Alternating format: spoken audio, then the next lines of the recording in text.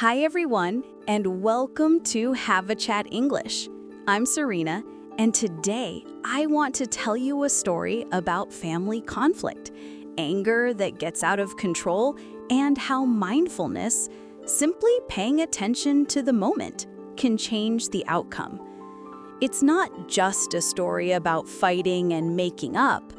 It's about those small moments where we can choose either to lose our cool or to pause and see things differently. Let's begin. It was supposed to be a relaxing Sunday lunch at Anna's house. She had been cooking since morning, chopping vegetables, roasting chicken, setting the table with her best dishes. Her two kids were bouncing around the living room, waiting for their Uncle Mark to arrive. But Mark was late. Again. When he finally walked in, half an hour behind schedule, he didn't say hello. He just dropped his keys on the counter and muttered, "Traffic." Then, as if nothing was wrong, he started scrolling through his phone. Anna froze, holding a plate of potatoes. "Seriously, Mark? Everyone's been waiting." Mark shrugged. "Relax, it's just lunch." That was the spark. Anna slammed the plate on the table. "It's not just lunch. Do you know how hard I worked for this?" Mark rolled his eyes. "There you go again, being controlling. You always want everything your way." The kids went silent. Their father tried to joke, but it didn't land. Everyone felt they were walking on eggshells. The argument escalated, voices rising, hands waving, chairs scraping back. At one point, Mark nearly knocked over a glass of wine, and Anna's face went bright red. She stormed out of the kitchen, muttering something nobody caught. For a moment, the house was painfully quiet.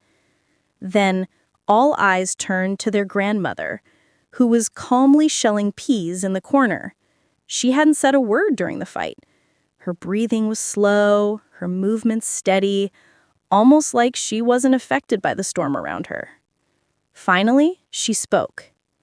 "Anger is like fire. If you throw wood on it, it grows. If you stop and breathe, it fades." Later that evening, Anna sat alone on the porch, fuming. She replayed the fight again and again, clenching her fists. Her grandmother joined her, setting down 2 cups of tea. They sat in silence for a while, just listening to the crickets. "Grandmother, when everyone was shouting, did you notice what I was doing?" Anna sighs. "You were shelling peas?" Grandmother smiled. "Yes, and breathing. Because if I joined the fight, there would be no lunch left." Anna laughed despite herself. The anger softened. She realized she hadn't taken a single deep breath all day. A few days later, Mark called. His voice was awkward, but gentle. "Hey, sorry for losing my cool. I didn't respect your effort." Anna paused, then let out a small laugh. "I am sorry too. I should have taken a step back instead of exploding." Mark chuckled. "So, can we call it water under the bridge?" Anna smiled. Water under the bridge. It wasn't perfect, but it was real, and by the next Sunday, the family was back together.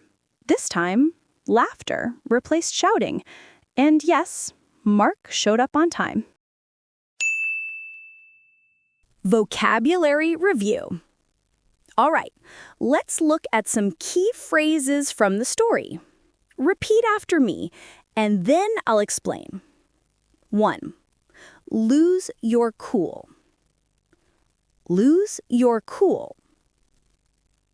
This means to suddenly get angry or emotional. Example, he lost his cool when the waiter spilled coffee on his laptop. 2. Storm out. Storm out. To leave angrily, often making noise, doors slamming, footsteps heavy. Example, She stormed out of the office after the meeting. 3. Walking on eggshells. Walking on eggshells. This means acting very carefully because you don't want to upset someone. Example, the staff were walking on eggshells around the boss after he yelled. 4. Fuming. Fuming.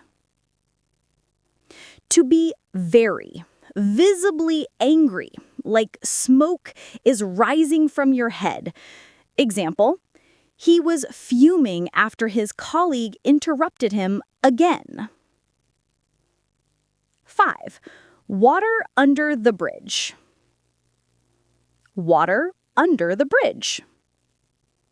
This idiom means something happened in the past, but it's forgiven and it doesn't matter anymore.